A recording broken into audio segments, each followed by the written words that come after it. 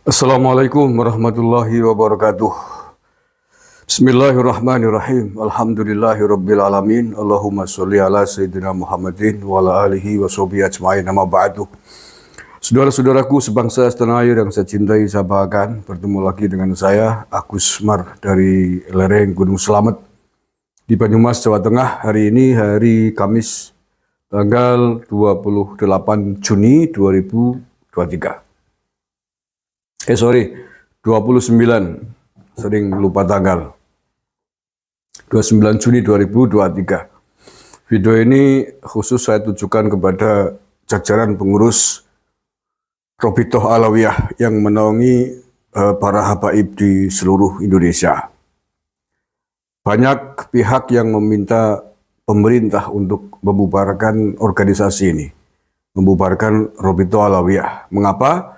Karena organisasi atau lembaga yang selama ini mengklaim diri sebagai pencatat dzurriyyahnya Nabi Muhammad SAW ternyata tidak sanggup membuktikan diri bahwa organisasi ini dan seluruh anggotanya memang benar-benar dzurriyyah Rasulullah SAW.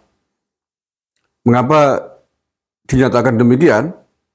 Sejak riset ilmiah yang ditemukan oleh Kiai Maduddin Banten yang didukung juga oleh nakobah-nakobah di dunia internasional yang ternyata juga tidak mengakui sampai detik ini ya sekitar 3 bulanan lah ya berjalan, Robitoh Alawiyah memang tidak sanggup, tidak bisa membuktikan diri bahwa mereka adalah betul-betul keturunan Rasulullah SAW.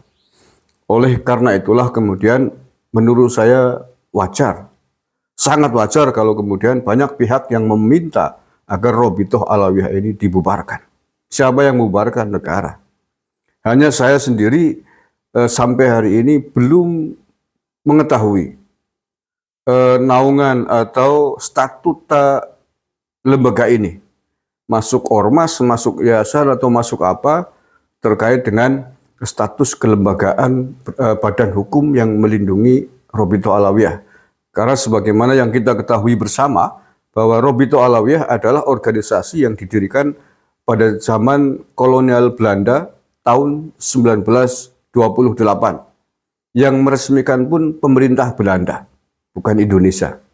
Dan saya sendiri termasuk sepakatlah kalau itu dibubarkan. Karena memang ya fakta yang paling jelas, alasan yang paling penting, yang paling utama adalah karena mereka tidak sanggup membuktikan diri sebagai betul-betul keturunan Rasulullah SAW yang diakui secara internasional. Sekali lagi, diakui secara internasional. Ya karena Rasulullah kan bukan lahir di Indonesia. Rasulullah bukan warga bangsa Indonesia.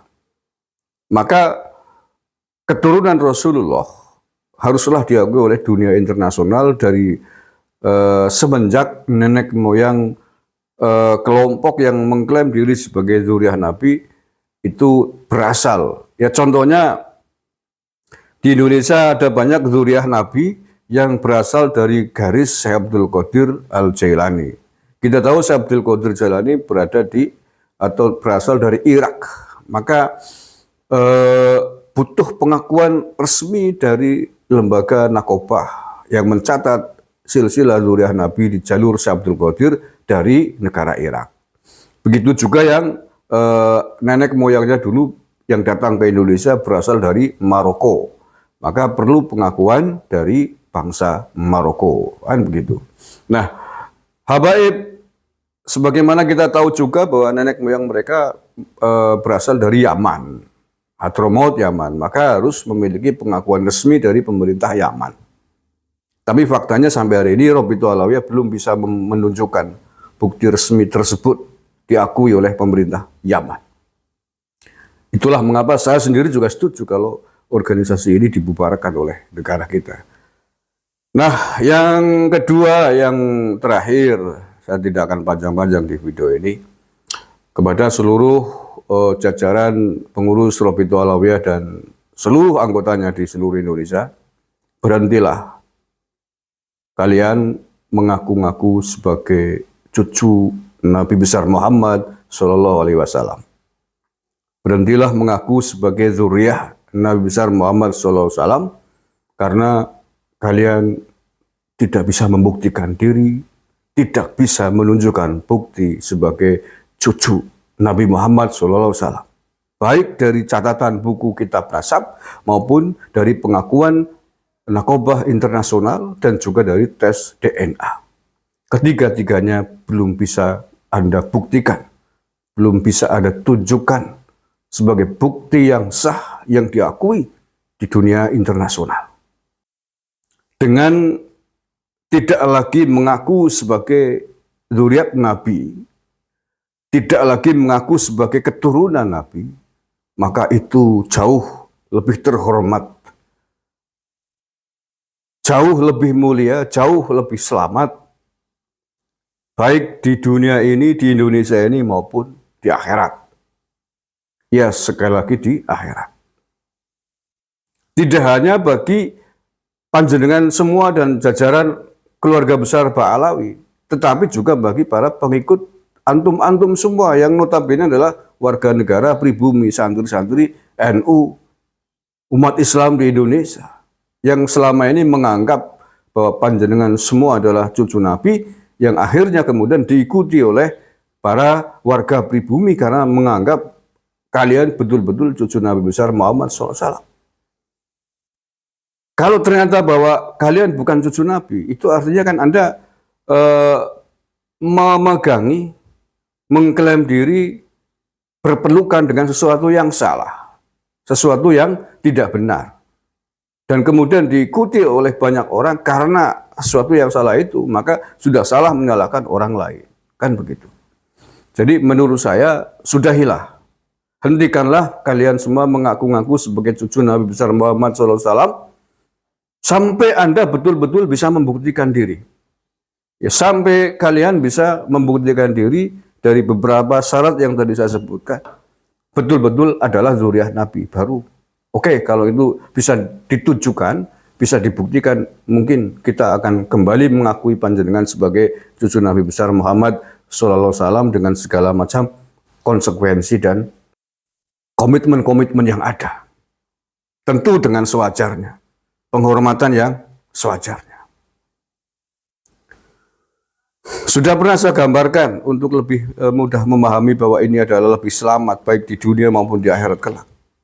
Ini kan sama seseorang punya lembaga mengklaim diri dengan sebuah dalil yang dikatakan adalah dalil dari sabda Nabi besar Muhammad SAW, kemudian disebarkan ke banyak orang, ribuan, ratusan ribu, mungkin bahkan jutaan orang, dengan sebuah hadis yang kemudian membuat orang itu mengamalkan hadis itu. Hadis itu dikatakan sebagai hadis perkataan Rasulullah SAW, dikatakan sebagai hadis yang sahih.